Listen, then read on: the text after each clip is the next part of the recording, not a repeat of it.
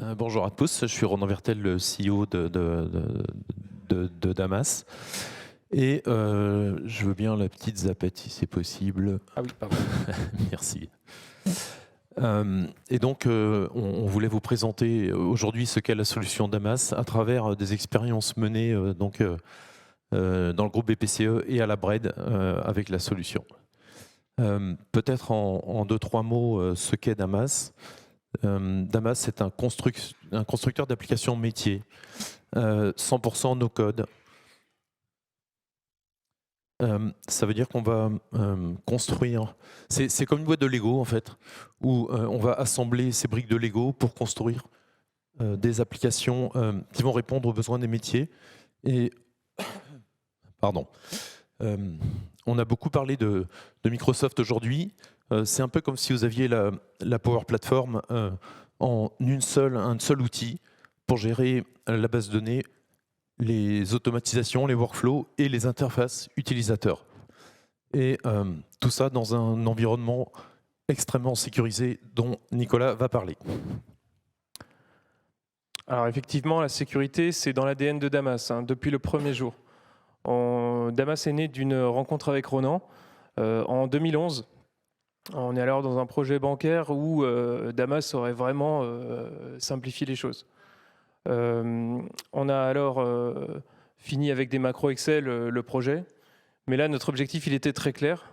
On voulait créer un outil pour automatiser ces processus pour les banques, pour le Crédit Agricole en l'occurrence. D'ailleurs, pour qui j'avais écrit tout le référentiel de mesures de sécurité applicative. Donc c'est CAPI pour ceux qui connaissent le groupe Crédit Agricole. Et donc, pour mettre en place cette sécurité, on a commencé par la souveraineté, bien sûr. Donc Damas est une société 100% française. On est hébergé en France et en Allemagne. Et on a choisi d'abord un infogérant spécialisé dans la sécurité pour maîtriser complètement le matériel, la virtualisation et renforcer au quotidien la sécurité de nos infras. Ensuite, on a bâti Damas. Donc, pour cela, on a basé Damas sur un socle très simple avec un minimum de dépendances externes pour maîtriser totalement le code et la souveraineté de l'application.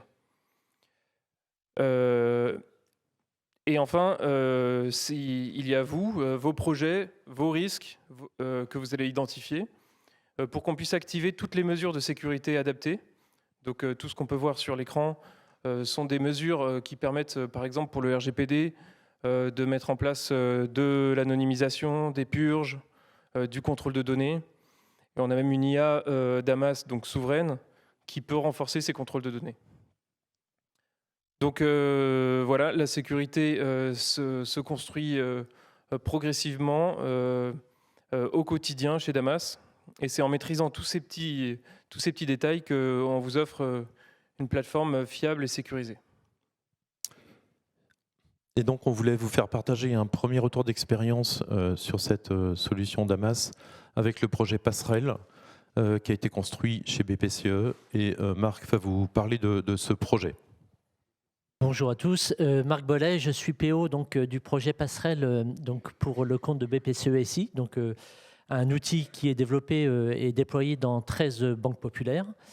Et rapidement, donc l'outil Passerelle, c'est un outil qui permet sur le domaine d'activité des entreprises et des grandes entreprises dans la gestion de leurs flux. Très rapidement, les entreprises et les grandes entreprises, pour envoyer des flux financiers importants et gérer leur trésorerie, elles ont vraiment besoin d'outils spécifiques et elles sont obligées ou elles sont amenées à souscrire un contrat de flux auprès de leur banque. Et c'est justement cet outil Passerelle, à travers la solution Damas, cet outil qui gère tout le processus de contractualisation de ces contrats de flux pour nos clients entreprises et qui fluidifie tous les parcours clients et utilisateurs. Donc, c'est un seul outil pour tous les acteurs de la banque. Donc, du conseiller en agence commerciale, les middle, les personnes qui traitent le SAV. Un seul outil qui permet de dématérialiser tout le processus. Donc, dématérialisation de tous les contrats, les avenants, enfin tous les documents contractuels sont dématérialisés et signé, envoyé et signé auprès des clients. Et c'est un outil qui automatise tout le processus. Il y avait énormément de saisies manuelles pour cette activité-là. Eh bien, on a tout automatisé pour, bien évidemment, garantir la conformité, éviter tout risque d'erreur. Donc, c'est vraiment cet outil-là qui professionnalise donc la filière, et ça intègre aussi des outils de suivi de pilotage. Donc, c'est vraiment un outil, comme le disait Ronan, c'est comme du Lego. Ça se construit effectivement comme du Lego, donc totalement no code. Et le challenge de Damas sur notre activité chez BPCE-SI, c'était de gérer toute la complexité du contenu d'un contrat de flux. Un contrat de flux, c'est pour une entreprise, ça peut être 30, 40, 60 sociétés, 100, 200, 400 comptes, avec des niveaux de prestations pour faire des virements, des prélèvements, etc., avec une trentaine ou une quarantaine d'acteurs, voire plus, au sein de l'entreprise pour gérer ces flux. Et donc, il y avait toute cette combinatoire qu'il fallait absolument gérer pour chaque contrat de flux dans une entreprise. Et la solution Damas, via l'outil Passerelle, a permis vraiment de gérer toute cette combinatoire. Et c'est le résultat, et vous le voyez à l'écran, c'est un outil qui est très, très complet, hein, plus de 30 modules, plus de 3000 données qui sont utilisées, exploitées chaque jour, voire chaque minute.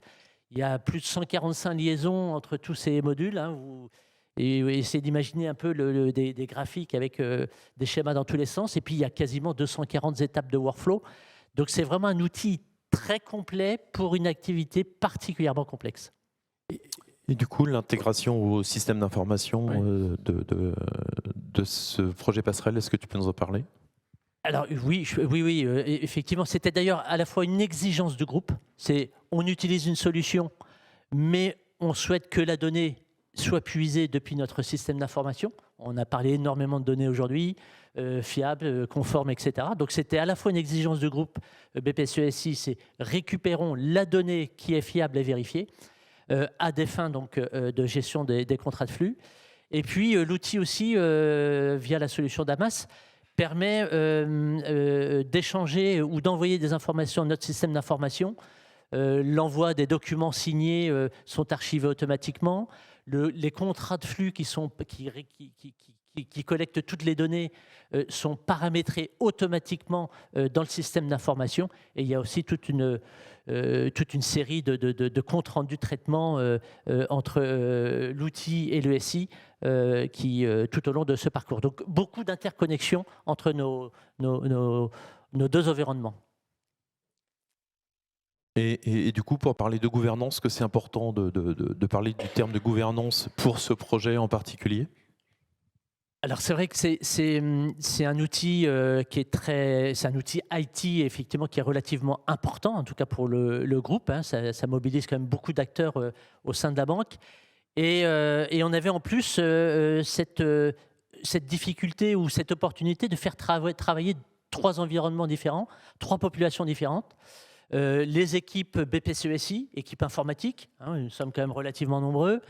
Les équipes Damas et puis aussi les banques populaires qui ont totalement construit l'outil.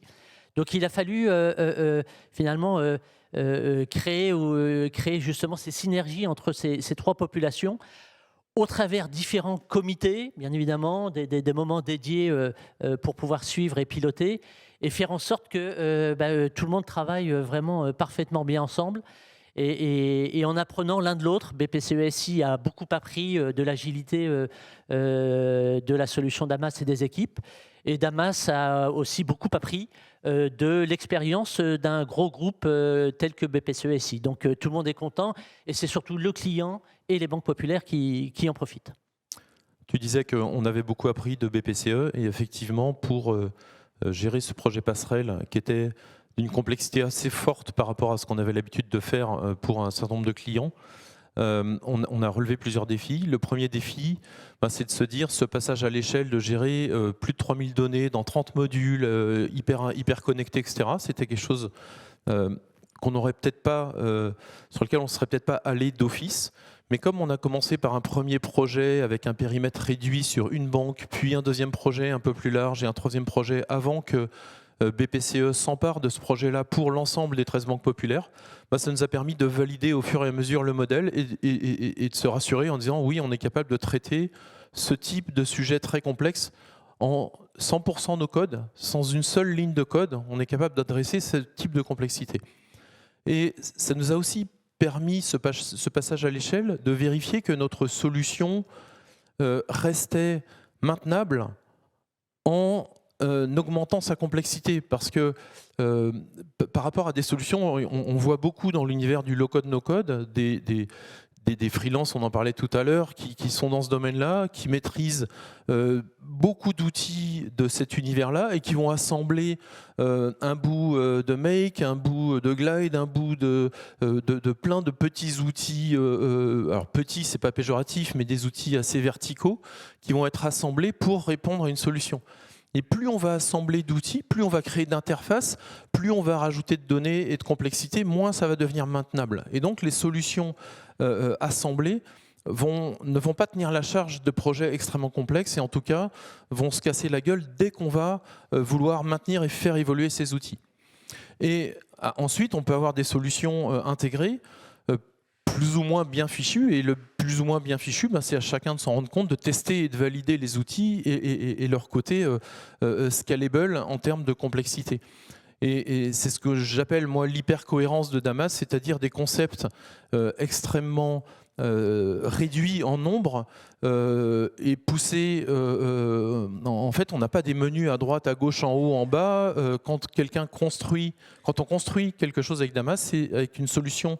C'est toujours de façon très homogène avec les mêmes façons de faire, ce qui fait que n'importe qui peut maintenir les constructions faites par ses collègues ou quelqu'un d'autre. Donc ça, c'est ce qu'on a réussi aussi à montrer à travers ce projet.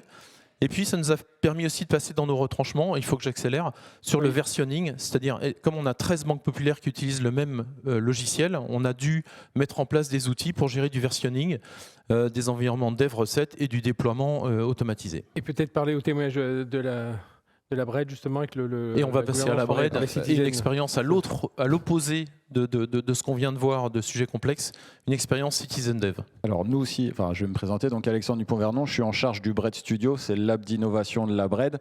On a une spécificité, c'est-à-dire qu'on a un double rattachement, on est rattaché hiérarchiquement à la DSI, donc la direction informatique, et un rattachement fonctionnel à la direction de la stratégie et de la transformation. Notre mission, c'est d'animer et de promouvoir l'innovation au sein du groupe Bred autour de deux axes, l'efficacité commerciale, on est une banque, mais également l'efficacité opérationnelle. Et c'est en ce sens-là où on s'est intéressé à Damas et à notre volonté de mettre en place une approche Citizen Dev. Donc pour ceux qui ne savent pas, le Citizen Dev, c'est permettre à tout collaborateur de direction métier, sans connaissance, sans compétences IT, de pouvoir concevoir ses propres applications, quoi. Et ça, c'est une vraie, j'ai envie de dire, révolution. On a beaucoup parlé d'IA ce matin, sur de l'IA générative, etc. Je trouve que le no-code, notamment, parce que c'est le choix qu'on a fait, c'est un peu le parent pauvre d'un point de vue exposition médiatique sur cette partie-là, mais c'est une vraie révolution aussi qui est en train d'arriver. Voilà. Donc je disais un double rattachement, donc ça nous permettait, je travaille avec Claudio qui est au fond de la salle, vous pourrez venir nous voir après si vous voulez, de capter les besoins métiers. Et typiquement, les besoins métiers, c'était quoi? C'était de se dire, voilà, nous on a des besoins qui sont pas forcément tout le temps pris en compte par la DSI parce que jamais prioritaire, jamais réglementaire, jamais, etc. Si vous êtes dans des DSI, vous savez que vous avez une capacité contrainte, qu'il y a de plus en plus de réglementaires, de lutte contre le cyber à mettre en place, etc. Et que vous n'avez pas une capacité à faire qui est extensible. Et du coup, c'est là où nous, on s'est emparé de ce pain point-là. Et on a regardé du coup Damas, mais avec des exigences qui sont DSI, quoi, qui sont IT. C'est-à-dire qu'en termes de sécurité, on ne transige pas là-dessus. On veut une solution qui soit au mieux de ce qui se passe. Donc ça, c'est Nico qui fait un très gros travail là-dessus. En termes de RGPD, on est bien là-dessus aussi. Surtout, mettre en place une démarche Citizen Dev, ça vous permet aussi de lutter contre le shadow IT, quoi. Et du coup, tout ce qui était fait en sous-main, dans du Excel, dans des échanges de mails, dans du Teams, etc., tout ça, on a réussi à le faire émerger, à le faire ressortir et à vraiment voir des nouveaux besoins qui étaient arrivés, qui étaient mis en place, quoi. Ça permet aussi de maîtriser les coûts. Ça, c'est un point qui est hyper important. On en a parlé sur de la tarification, etc. Il y a une grille de tarification qui est hyper claire et hyper transparente côté Damas. Ça, c'est plutôt hyper intéressant. Le choix du no-code. Pourquoi le no-code versus le low-code? Le low-code, nous, on est persuadé que si vous faites du low-code, vous restez au sein d'une DSI et c'est jamais les métiers qui vont faire grosso modo à la place de l'informatique. Donc ça c'est hyper important à considérer et vraiment il y a un distinguo à faire entre le no-code et le low-code. Le no-code, enfin, franchement pour nous c'est ce qui permet de démultiplier la conception d'applications. Je veux bien que tu passes. Du coup, la gouvernance qu'on a mis en place, la DSI nous a dit « Ok, allez-y, vous avez carte blanche, commencez sur fin 2023. » On a commencé avec des early adopters. Par contre, ils nous ont dit « La gouvernance qu'on veut, c'est exactement la même que ce qu'on fait, la même exigence que sur les applications qu'on développe en interne. » Donc, je ne vais pas vous les lister, mais là, vous voyez les 6 étapes de la gouvernance qu'on a mis en place. On en a rajouté un 6e point, qui est le sponsor COMEX, pour l'engager sur le coût. D'accord, lui dire voilà, tu vas gagner tant, parce qu'au final, pourquoi on met ça? C'est pour de l'efficacité opérationnelle, mais parce que il y a un petit coût qui est pas énorme, mais voilà, il y a un petit coût à mettre en place. Et nous, côté Bread Studio, on s'engage à avoir une validation du use case métier dans Damas en moins de 10 jours. Comment on a embarqué les collaborateurs avec Claudio, on passe les voir et sur des demi-journées grosso modo, sans que toute leur application soit développée, au moins ils ont déjà conçu un premier workflow, ils ont déjà fait des enchaînements d'écran, ils ont déjà envoyé des mails, ils ont déjà fait du reporting, ils ont déjà fait pas mal de choses comme ça et franchement tous les métiers sont assez bluffés de cette partie-là et c'est très pertinent et bon, voilà, il y a une appropriation qui est dingue côté Bread sur cette partie-là. Préciser effectivement que nous, la Bread, on a un centre de développement offshore en Thaïlande pour gérer, on a une quinzaine de filiales en Asie Pacifique. Voilà. On a retenu Damas également pour développer beaucoup de process métiers de nos filiales en Asie Pacifique notamment, quoi. Et aujourd'hui, vous en êtes où là, de ce projet? Sur l'Asie Pacifique? Non, sur tu as fait 18 mois que vous avez installé. Ah, voilà, ces slides parfait. suivants, Ouais, alors sur 18 mois, donc là, ce qui est vraiment intéressant, c'est de regarder le petit graphique. Ce que je vous expliquais, c'est qu'on a commencé fin 2023 avec des early adopters. Donc choisissez-les bien parce que c'est ça qui va vous permettre d'avoir un vrai appui des membres du COMEX. Nous, c'est comme ça que ça s'est passé. On a embarqué le risque, on a embarqué de la RH, on a embarqué du juridique, donc qui ne sont pas forcément les directions les plus sexy, les plus appétantes sur ce genre de sujet, mais qui ont des vrais pain points, un peu les parents pauvres de cette partie-là. Aujourd'hui, on a 16 directions qui sont embarquées. On a 40 concepteurs d'applications, on en a 35 en production. Vous voyez la grosse trend, enfin la grosse verticale que vous voyez, c'est le déploiement. On a commencé, on en avait 20 en décembre 2023. On en a 200 aujourd'hui en fin 2024. Donc clairement, ça prend sur cette partie-là, quoi. Tu vas avancer. Et du coup, le choix de Damas à la Bread alors, je vais être tout à fait transparent. On a regardé Damas suite au Covid. Il se trouve que pendant le Covid, on a déployé Teams pour permettre aux gens de télétravailler. On a regardé la Power Platform, tu la citais tout à l'heure. Clairement, ce n'était pas le bon choix. Pourquoi Damas? Parce que on a été bluffé de la simplicité de prise en main de la solution. J'ai envie de dire, vous avez mis en place une expérience qui est hyper optimale pour les concepteurs, pour les utilisateurs également. Et ça, je ne l'ai pas retrouvé dans d'autres solutions, et encore moins des solutions françaises, quoi. Voilà. Un dernier mot pour conclure, Ronan?